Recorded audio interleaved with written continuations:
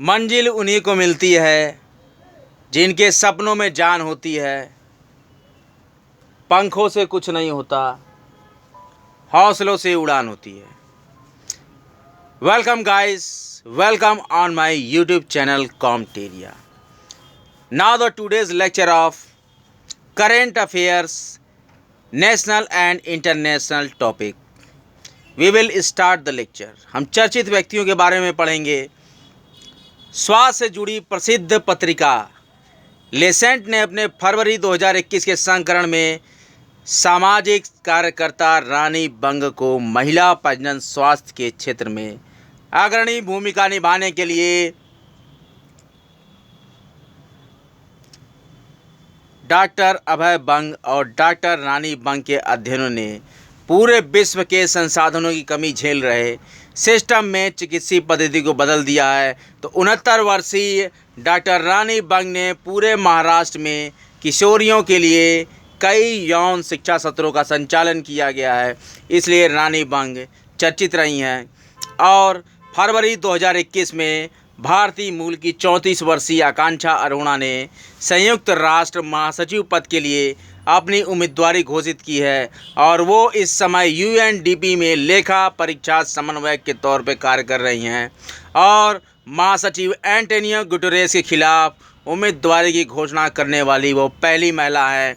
इसके बाद फरवरी 2021 में श्रम मुद्दों की विशेषज्ञ भारतीय अमेरिकी प्रणीता गुप्ता को घरेलू नीति परिषद में श्रम और कामगारों के लिए अमेरिकी राष्ट्रपति जो बाइडेन का विशेष सहायक नामित किया गया है।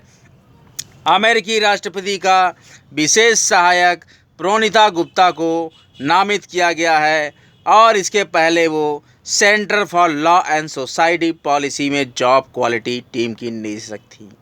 ऑलराउंडर यूसुफ पठान 26 फरवरी 2021 को क्रिकेट के सभी प्रारूपों से संन्यास लेने की घोषणा कर दी है और यूसुफ पठान ने 2007 से 2012 के बीच भारत के लिए 57 एक दिवसीय और 22 टी20 अंतर्राष्ट्रीय मैच खेले थे और वे 2007 टी20 विश्व कप के साथ साथ 2011 एक दिवसीय विश्व कप विजेता भारतीय टीम का हिस्सा भी रहे थे और 3 आईपीएल ट्रॉफी जीतने वाले पहले क्रिकेटर यूसुफ पठान ने आईपीएल में Kolkata night Riders, Sunrisers Hyderabad और राजस्थान रॉयल्स के लिए 174 मैच खेले हैं।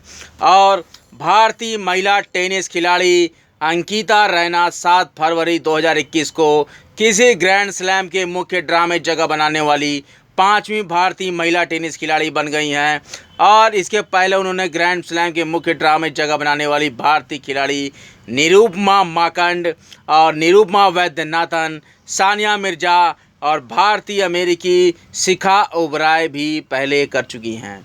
और 6 बार की grand slam champion Sania Mirza के बाद अंकिता रैना दूसरी भारतीय हैं जिन्होंने ग्रैंड स्लैम टूर्नामेंट के महिला युगल में भाग लिया है। 7 फरवरी 2021 को भारत के दिग्गज टेनिस खिलाड़ी और पूर्व कोच अख्तर अली का निधन हो गया है जो कि 81 वर्ष के थे।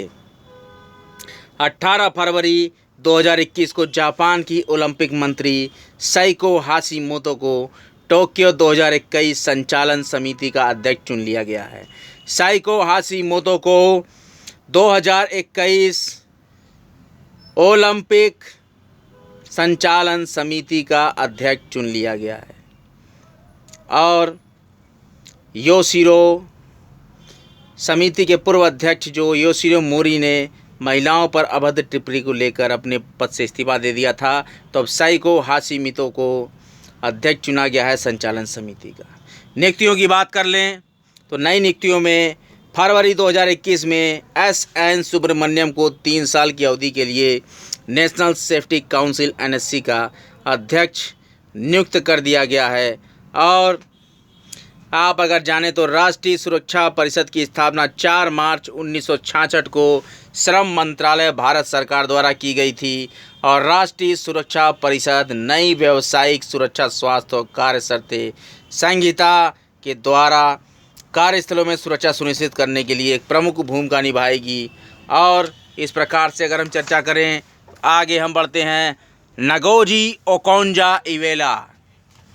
विश्व व्यापार संगठन WTO ने 15 फरवरी 2021 को अपनी महासभा की विशेष बैठक में नाइजीरियाई अर्थशास्त्री नगोजी ओकोंजा-इवेला को विश्व व्यापार संगठन की पहली महिला महानिदेशक के रूप में नियुक्त कर दिया है और नगोजी ओकोंजा-इवेला इसके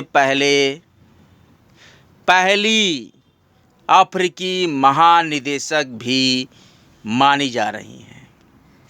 इनका कार्यकाल 1 मार्च 2021 से 31 अगस्त 2025 तक रहेगा और पहले ये विश्व बैंक में भी सेवाएं कर चुकी हैं और विश्व बैंक की प्रबंध निदेशक, नाइजीरिया की वित्त मंत्री और विदेश मंत्री भी नगोजी ओकोंजा-इवेला रह चुकी हैं। संयुक्त राष्ट्र पूंजी विकास कोष UNCDF ने भारतीय मूल की इन्वेस्टमेंट और डेवलपमेंट बैंकर प्रीति सिन्हा को कार्यकारी सचिव नियुक्त कर दिया है और इनको 15 फरवरी 2021 से पद इन्होंने संभाल लिया है। UNCDF के सबसे वरिष्ठ पद के तौर पर उनका फोकस उन महिलाओं, युवाओं, लघु और मझोले उद्यमों को छोटे कर्ज की सुविधा उपलब्ध कराने पर होगा जो अब तक इससे वंचित रह गए हैं। यूरोपियन सेंट्रल बैंक के पूर्व प्रमुख मारियो द्रागी, जिनको कि सुपर मारियो के रूप में भी जाना जाता है, इन्होंने 13 फरवरी 2021 को औपचारिक रूप से इटली के नए प्रधानमंत्री के रूप में शपथ ले लिया है। मारियो द्रागी ये इटली के नए प्रधानमंत्री के रूप में शपथ ले चुके हैं और इन्होंने पूरे यूरोजोन संकट में संस्था की अध्यक्षता की थी और पूरे यूरोप में यह कहने के लिए प्रसिद्ध हो गए थे कि वह यूरो को विफल होने से रोकने के लिए कुछ भी करने के लिए तैयार हैं। और ये 2005 से 2011 तक बैंक ऑफ इटली के गवर्नर भी पहले रह चुके हैं, मारियो द्रागी, जो कि इटली के नए प्रधानमंत्री नियुक्त किए गए हैं। फरवरी 2021 में कांगो गणराज्य के राष्ट्रपति फेलिक्स त्शेसिकेदी ने जीन मिशेल सामा लुकोंडो केंगे को देश के प्रधानमंत्री के रूप में नियुक्त किया है। जीन मिशेल सामा लुकोंडे केंगे ये हुए हैं कांगो गणराज्य के प्रधानमंत्री के रूप में नियुक्त और इसके पहले कांगो के प्रधानमंत्री सिल्वेस्ट्रे इलुंकम्बा थे, जो कि अविश्वास प्रस्ताव मतदान होने के कारण इस्तीफा दे दिए। अब अगर हम महत्वपूर्ण निधन की बात करें तो प्रसिद्ध मलयालम कवि विष्णु नारायण नंबूथिरी का 25 फरवरी 2021 को निधन हो गया है, जो कि 81 वर्ष के थे और मलयालम साहित्य के व्यापक रूप से प्रशासित कवियों में से एक नंबूथिरी को 2014 में पद्मश्री से सम्मानित किया गया था। इनकी रचनाओं में परंपरा और आधुनिकता के मिश्रण के लिए जानी जाती है और वे केरल साहित्य अकादमी पुरस्कार के साथ साथ ही कई साहित्यिक सम्मान भी प्राप्त कर चुके हैं। और इनकी रचनाओं की बात करें, बहुत ही ध्यान से सुनिएगा, विष्णु नारायण नंबूथिरी की रचनाएं हैं स्वातंत्र्यर्थे कुरीच औरु गीथम और भूमि तीथंगल और इंडिया एन्ना विक्रम और अपराजिता और अरण्यकम और प्रणगीथंगलम। इसके साथ ही सुप्रीम कोर्ट के पूर्व न्यायाधीश न्यायमूर्ति PV सावंत का 15 फरवरी 2021 को पुणे में निधन हो गया 90 वर्ष की अवस्था में। और PV सावंत सुप्रीम कोर्ट के पूर्व न्यायाधीश न्यायमूर्ति, इसके पहले वो 1973 में बॉम्बे हाई कोर्ट के न्यायाधीश के रूप में नियुक्त किए गए थे और इन्होंने ही सन 1982 में एयर इंडिया विमान दुर्घटना की जांच की थी और इसी प्रकार से इनका क्रम रहा तो अब इनका निधन हो गया। 5 फरवरी 2021 को प्रसिद्ध हॉलीवुड अभिनेता क्रिस्टोफर प्लमर का निधन हो गया है। वो 91 वर्ष के थे और प्लमर ने अपने पूरे कैरियर में एक ऑस्कर अवार्ड जीता था, 2 टोनी अवार्ड जीता था और 2 एमी अवार्ड भी अपने नाम किया था। और इनको film the sound of music में कैप्टन वन ट्रैप का किरदार भी इन्होंने निभाया था। अब अगर विश्व के चर्चित स्थलों की हम चर्चा कर ले तो चर्चा में कौन कौन से स्थल है, तो फरवरी 2021 में दक्षिण कोरिया के राष्ट्रपति मून जे इन ने वर्ष 2030 तक देश के विश्व के सबसे बड़े अपतटीय पवन ऊर्जा संयंत्र का निर्माण करने से संबंधित योजना प्रदान की है, जो कि 2050 तक दक्षिण कोरिया को कार्बन तटस्थ बनाने के लक्ष्य को प्राप्त करने में मददगार होगी। इस प्रकार से दक्षिण कोरिया की चर्चा हुई है। अब फरवरी 2021 में तमिलनाडु में विल्लपुरम जिला प्रशासन द्वारा वन्य जीव संरक्षण अधिनियम 1972 के तहत कलिवेली वेटलैंड्स को पक्षी अभ्यारण्य बनाने की घोषणा की गई। बहुत ही इंपॉर्टेंट क्वेश्चन पीईटी के लिए, यूपीपीसीएस और यूपीआरओ के लिए और भी कई एग्जाम्स के लिए कलिवेली वेटलैंड्स का निर्माण किया गया है। फरवरी 2021 में तमिलनाडु के विल्लपुरम जिला प्रशासन द्वारा वन्य जीव संरक्षण अधिनियम 1972 के तहत कलिवेली वेटलैंड्स को पक्षी अभ्यारण्य बनाने की घोषणा कर दी गई है। और कलिवेली वेटलैंड्स पुलिकट झील के बाद दक्षिण भारत की दूसरी सबसे बड़ी खारे पानी की झील है और ये 670 वर्ग किमी क्षेत्र में फैली है। और इसी वेटलैंड के दक्षिणी भाग को वर्ष 2001 में आरक्षित भूमि घोषित किया गया था। कलिवेली झील उप्पुकल्ली क्रीक और इदायनथिट्टू अभयारण्य के माध्यम से बंगाल की खाड़ी से जुड़ी हुई है। प्रधानमंत्री नरेंद्र मोदी ने 25 फरवरी 2021 को तमिलनाडु के कोयम्बटूर में 12,400 करोड़ रुपए की लागत वाली आधारभूत संरचना से जुड़ी विभिन्न परियोजनाओं का शिलान्यास किया है और नवेली नई ताप बिजली परियोजना राष्ट्र को समर्पित कर दी है। इस बिजली संयंत्र की 1000 मेगावाट यानी 500 मेगावाट की क्षमता की 2 यूनिट की बिजली उत्पादन क्षमता है और 700 मेगावाट सौर ऊर्जा परियोजना को भी राष्ट्र को समर्पित किया, जो तिरुनेलवेली, तुतिकोरिन, रामनाथपुरम और विरुधुनगर जिले में लगभग 2670 एकड़ भूमि पर स्थापित की गई है। और इसी के साथ साथ राष्ट्रपति रामनाथ कोविंद ने 24 फरवरी 2021 को अहमदाबाद के मोटेरा में विश्व के सबसे बड़े नरेंद्र मोदी क्रिकेट स्टेडियम का उद्घाटन किया है और राष्ट्रपति ने नवनिर्मित क्रिकेट स्टेडियम में सरदार वल्लभ भाई पटेल स्पोर्ट्स इनक्लेव की आधारशिला भी रख दी है।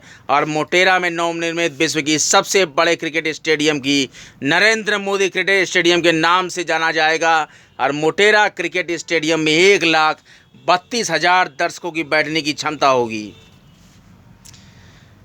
22 फरवरी 2021 को खेल मंत्री किरेन रिजिजू ने दूसरे खेलो इंडिया यूनिवर्सिटी गेम 2021 की मेज़बानी कर्नाटक को दी है और देश के सबसे बड़े university games association of Indian universities के साथ साझेदारी में बेंगलुरु में आयोजित किए जाएंगे और 25 साल से कम उम्र के 4000 से अधिक खिलाड़ी इसमें शामिल होंगे। सबसे पहला खेलो इंडिया यूनिवर्सिटी गेम 2020 भुवनेश्वर में आयोजित किया गया था और इस बार यूनिवर्सिटी गेम्स में योगासन और मलखंब को भी जोड़ दिया गया है। अब बहुत ही इंपॉर्टेंट टॉपिक पे मैं चर्चा करने जा रहा हूँ, बहुत ही ध्यान से सुनिएगा। इस टॉपिक से हर एग्ज़ाम्स में एक क्वेश्चन ज़रूर आते हैं। मैं इम्पॉर्टेंट बुक्स की चर्चा करने जा रहा हूँ, जो बुक्स अभी चर्चा में चल रही हैं।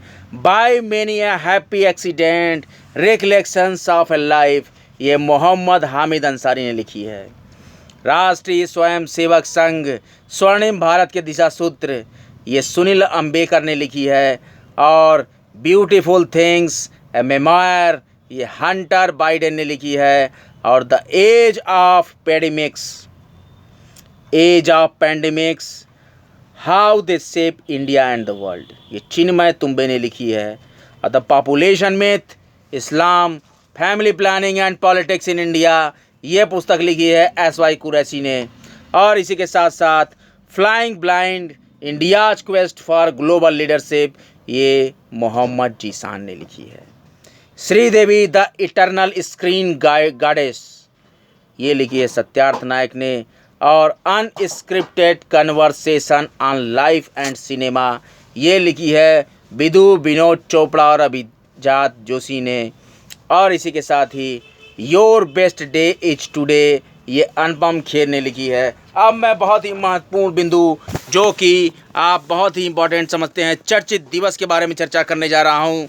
2 फरवरी को विश्व आर्द्र भूमि दिवस मनाया गया है। इसकी थीम है आर्द्र भूमि और जल। और 4 फरवरी को विश्व कैंसर दिवस मनाया जा रहा है, जिसकी थीम है I am and I will. और 4 फरवरी को ही अंतर्राष्ट्रीय मानव बंधुता दिवस मनाया जाता है, जिसकी थीम है भविष्य के लिए एक रास्ता। और 10 फरवरी को विश्व दलहन दिवस मनाया गया, जिसकी थीम है रूल ऑफ पल्सेस। एंड 11 फरवरी को विश्व यूनानी दिवस मनाया गया। और 11 फरवरी को ही विज्ञान के क्षेत्र में महिलाओं और लड़कियों का अंतर्राष्ट्रीय दिवस, जिसकी थीम रखी गई है कोविड-19 के खिलाफ लड़ाई में सबसे आगे महिला वैज्ञानिक, that is women scientist at the forefront of the fight against कोविड-19। 13 फरवरी को विश्व रेडियो दिवस, जिसकी थीम है नई दुनिया नया रेडियो। और 20 फरवरी को विश्व सामाजिक न्याय दिवस, जिसका थीम है डिजिटल अर्थव्यवस्था में सामाजिक न्याय के लिए आह्वान। और 21 फरवरी को अंतर्राष्ट्रीय मातृभाषा दिवस मनाया गया, जिसकी थीम है शिक्षा और समाज में समावेशन के लिए बहुभाषिता को बढ़ावा देना। और 28 फरवरी को राष्ट्रीय विज्ञान दिवस मनाया गया, जिसकी थीम थी भविष्य का विज्ञान और प्रौद्योगिकी और नवाचार, शिक्षा, कौशल और कार्य पर प्रभाव। इस प्रकार से आज का करंट अफेयर्स का बहुत ही वेरी इम्पोर्टेंट लेक्चर मैं यहीं पर विराम देता हूँ। आप आगे भी ऐसे करंट अफेयर्स के बहुत ही रोचक लेक्चर सुनते रहेंगे। मेरे कई विषय पर लेक्चर्स आते हैं। अगर आपको पता हो, मैं sociology, environment ecology and biodiversity, current affairs, child development pedagogy, educational psychology और भी कई विषयों पर मेरे लेक्चर्स बराबर आ रहे हैं।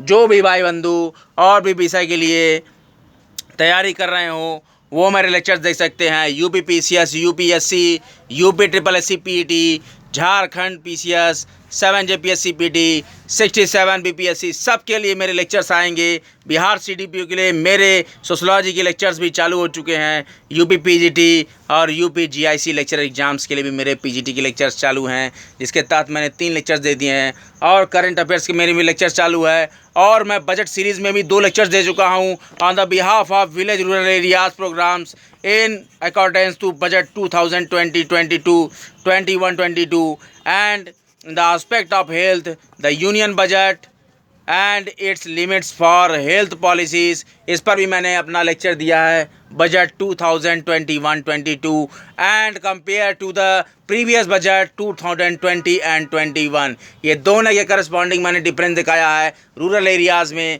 और हेल्थ सेक्टर में। और भी आगे बहुत ही बजट के रोचक लेक्चर्स मैं देता रहूँगा। बजट को मैं पार्ट वाइज कई लेक्चर्स में ख़त्म कर रहा हूँ, लेकिन करंट अफेयर्स के लेक्चर्स थोड़े लेट हो गए तो मैंने यहाँ बीच में करंट अफेयर्स के लेक्चर दे दिए हैं। अभी मेरे बजट के लेक्चर्स भी कंटिन्यू रहेंगे। मेरे लेक्चर्स का लाभ लें, मेरे चैनल को सब्सक्राइब कर दें, बेल आइकन का जरूर प्रेस कर दें। जब मेरा कोई भी वीडियो नेट पे अपलोड होगा तो बेल आइकन प्रेस करने का लाभ ये होगा कि आपको तुरंत नोटिफिकेशन मिल जाएगी कि ये वीडियो कॉम्टेरिया पे अपलोड हो चुका है। तो कृपया ज़्यादा से ज़्यादा सब्सक्राइब करें। आप जितना ज़्यादा सब्सक्राइब करेंगे, जितना ज़्यादा मेरे वीडियोस को देखेंगे, मुझे वीडियोस बनाने के लिए और ही अच्छी और रोचक प्रेरणाएं मिलती रहेंगी। आप जितना सब्सक्राइब करेंगे, चैनल को जितना आगे ले जाएंगे, उतने ज़्यादा लेक्चर्स बनाने के लिए मैं प्रेरित होऊंगा। इसलिए मेरे चैनल को ज़्यादा से ज़्यादा सब्सक्राइब करें और बेल आइकन को ज़रूर प्रेस कर दें। और भी रोचक लेक्चर्स देखने के लिए कॉम्टेरिया को देखते रहें। अभी सारे यूनिवर्सिटीज़ के एंट्रेंस एग्जाम्स भी चालू हो रहे हैं, जिसमें मेरे current affairs, child development pedagogy और एजुकेशन से BA, MA और MA एंट्रेंसेस में भी मेरे लेक्चर्स बराबर प्रभावी होंगे। और आप देख सकते हैं मैं कई विषय पर लेक्चर दे रहा हूँ जो कि यूनिवर्सिटी एंट्रेंस में कहीं ना कहीं उसके टॉपिक्स काम आएंगे। GK, GS और current, budget and all most important lectures आते रहेंगे। सभी पढ़ें, सभी बढ़ें, कॉम्टेरिया। धन्यवाद।